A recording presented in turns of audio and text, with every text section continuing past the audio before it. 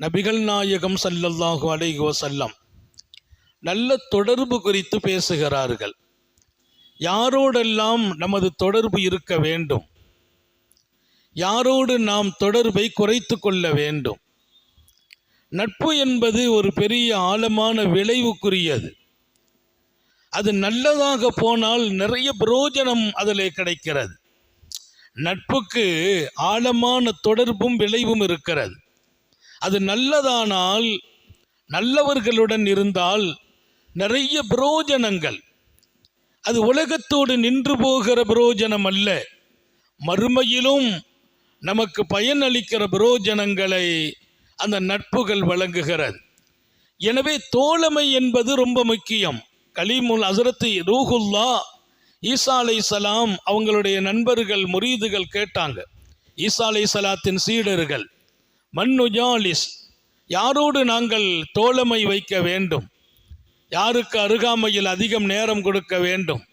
அவங்க சொன்ன ஒரு முத்தாய்ப்பான வார்த்தை, யாருடைய பேச்சு இறை நினைவை தூண்டுமோ, யாருடைய பேச்சு அல்லாஹ்வின் நினைவை உங்களுக்கு தருமோ அவர்களோடு நீங்கள் அமருங்கள்.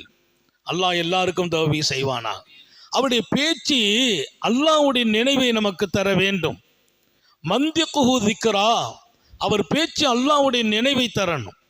அந்த பேச்சை கேட்டால் அல்லாஹ்வோடு நமக்கு ஒரு நெருக்கம் கிடைக்கும். அந்த மாதிரியான மனிதர்கள் தான் நீங்கள் நட்பு வைக்க தகுதியானவர்கள்.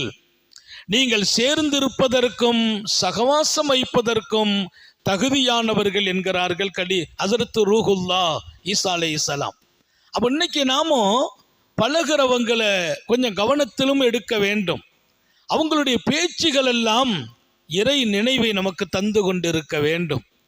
மாசற்ற பேச்சுகள், அல்லாஹ்வை நினைவூட்டுகிற பேச்சுகள், அந்த பேச்சு அவர்களின் நாவில் புறப்படுமா, அவர்களோடு நமது நெருக்கத்தை கொஞ்சம் கூட்ட வேண்டும். அந்த மாதிரி மனிதர்களின் நெருக்கம் நமக்கு இரண்டு உலகத்திலும் பயனளிக்கும். சகவாசங்கள் எல்லாம் எங்கோ அது காலத்தை கழிப்பதாக, நேரத்தை வீணடிப்பதாக, ஏதோ ஒரு ஜாலியாக கழிவதாக மாத்திரமாக்கிக் கொள்ளக்கூடாது. அவங்களோடு ஒரு 10 நிமிடம் நான் போய் இருப்பேன் என்றால் அவங்க நாவில் வரும் வார்த்தைகள் இறை நினைவை நமது உள்ளத்தில் அது பளிச்சிட வேண்டும். அப்படிப்பட்டவர்கள்தான் நீங்கள் சகவாசம் கொள்ள தகுதியானவர்கள் என்கிறார்கள்.